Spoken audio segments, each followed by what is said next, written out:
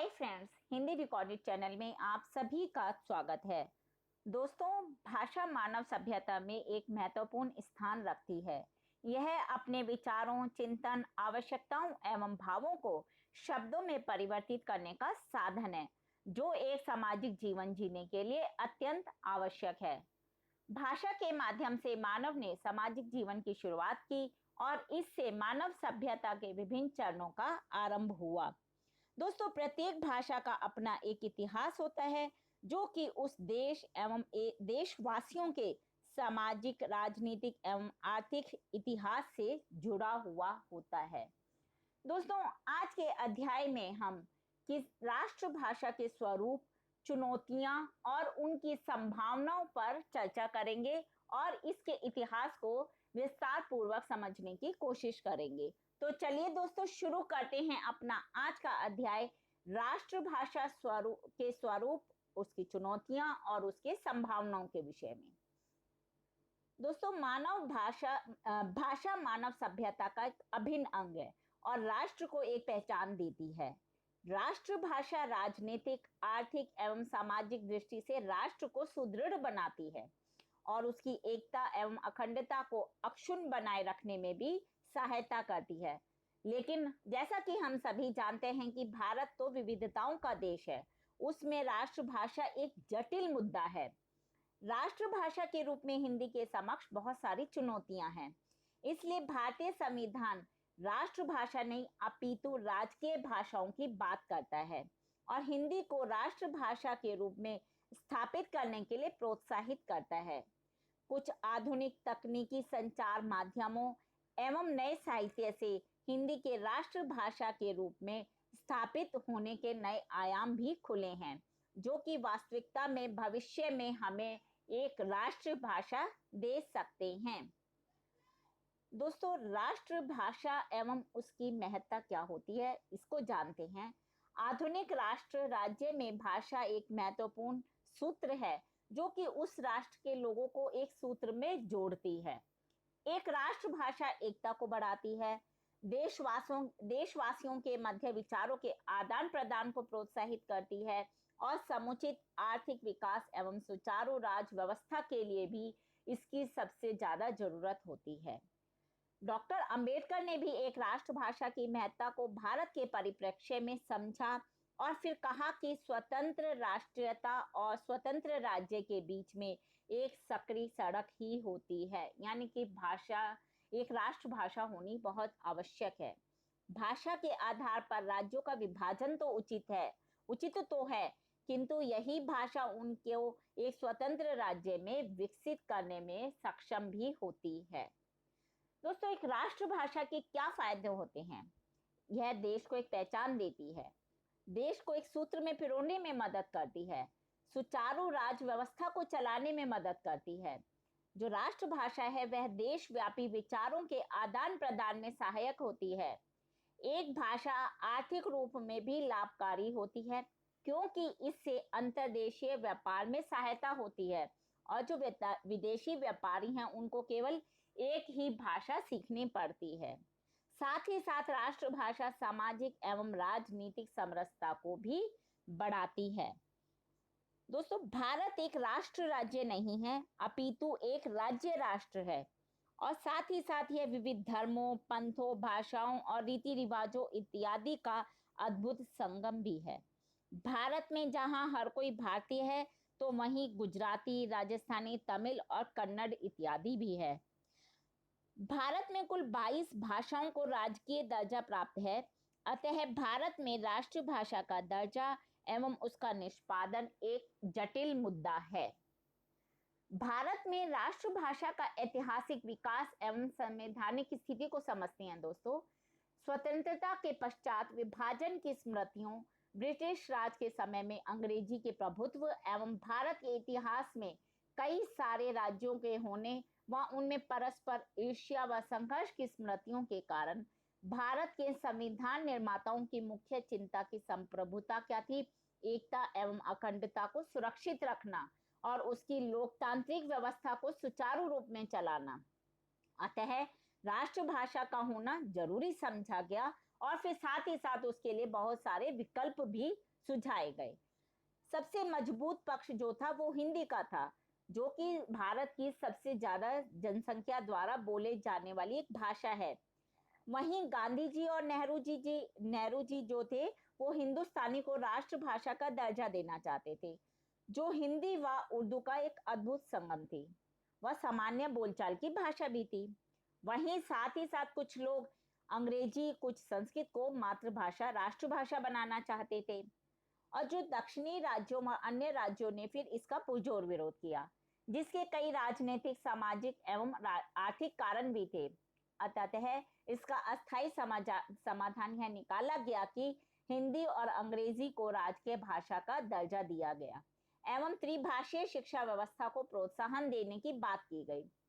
राज्यों को अपनी मातृभाषा को राजकीय भाषा घोषित करने के लिए स्वायत्तता दी गई। भारत सरकार एवं राज्यों की सरकार के बीच संचार के लिए हिंदी एवं अंग्रेजी का उपयोग फिर सुनिश्चित किया गया। दोस्तों, यह व्यवस्था 1952 और 65 के बीच अस्थायी रूप से संविधान में थी, किंतु 1960 के दशक में दक्षिणी राज्यों में व्यापक एवं हिंसक हिंदी विरोधी प्रदर्शनों के बाद इंदिरा गांधी ने इसे स्थायी व्यवस्था में परिवर्तित कर दिया। संविधान की धारा 351 के अनुसार हिंदी की स्वीकार्यता का निरंतर प्रयास किया जाए और उसको सरल एवं हर क्षेत्र में उपयोग करने के लिए विकसित किया जाए, ताकि वह समय आने पर राष्ट्रभाषा का दर्जा प्राप्त कर सके। हिंदी को तकनीकी भाषा के रूप में उपयोग करने में कुछ कठिनाइयां भी हैं।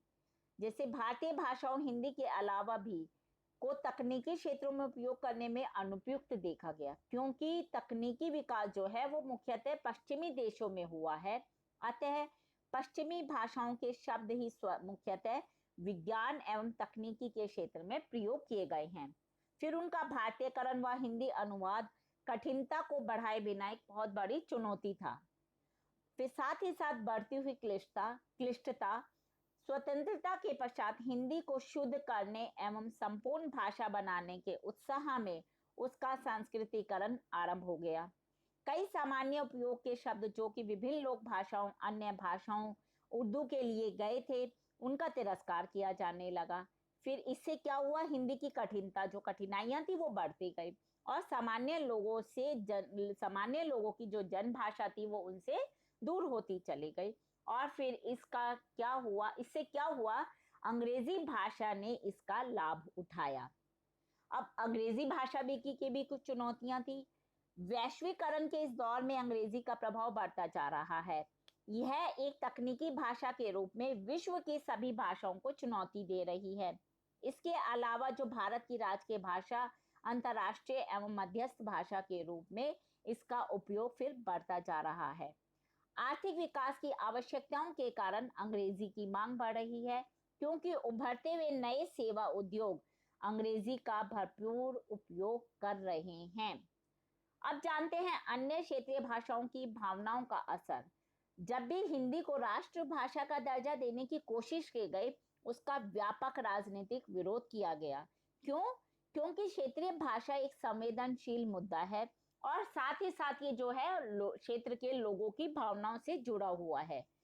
हिंदी को राष्ट्रभाषा बनाने के लिए सबसे पहले इसकी हिंदी भाषा की स्वीकार्यता को बढ़ाना होगा, यानी कि विभिन्न क्षेत्रों के लोग हिंदी भाषा को ज्यादा से ज्यादा प्रयोग करें। हिंदी के समक्ष राष्ट्रभाषा के रूप में कुछ संभावनाएं भी हैं। इन सब चुनौतियों के बावजूद कई सारी परिस्थितियां हैं जो हिंदी को एक राष्ट्रभाषा के रूप में आगे बढ़ा रही हैं।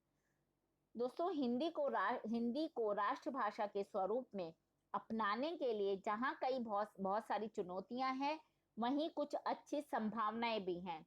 जरूरत है कि हिंदी की स्वीकार्यता को बढ़ाया जाए। इसके लिए हमें कुछ कदम उठाने होंगे, जैसे कि कोई भी भाषा स्थिर नहीं रह सकती। निरंतर प्रगति एवं विकास ही भाषा को स्वस्थ एवं जीवित रखती है और उसके लिए अन्य भाषाओं, संस्कृतियों से आदान प्रदान अत्यंत आवश्यक है। इसलिए हिंदी को अपने शब्दकोश को अंग्रेजी, कन्नड़, तमिल आदि क्षेत्रीय भाषाओं की सहायता से विस्तारित करना होगा, यानी कि उसमें इन सभी क्षेत्रों के शब्दों को हिंदी के शब्दकोश में जोड़ना होगा। जैसे कि ऑक्सफोर्ड का शब्दकोश लोकप्रिय लोक शब्दों को अपनाता है, चाहे वे फिर किसी भी भाषा के क्यों ना हो।